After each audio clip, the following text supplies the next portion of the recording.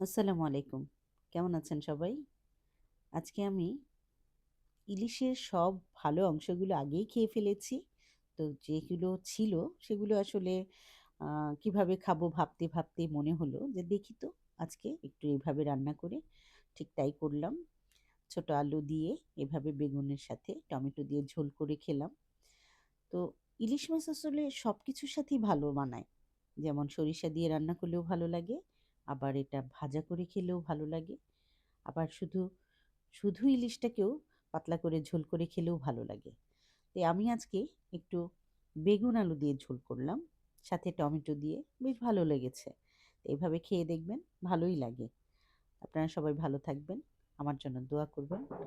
আর আসলে অনেক সময় অনেক কিছুই আমাদের ঘরে রেডি থাকে না। তখন এইরকম কিছু জিনিস দিয়েই অনেক মজাদার কিছু করা যায়। তাই আজ আমিও করলাম। আপনারাও এভাবে করে খাবেন। দেখবেন ভালো লাগবে ইনশাআল্লাহ। ভালো থাকবেন সবাই। আল্লাহ হাফেজ। আসসালামু আলাইকুম।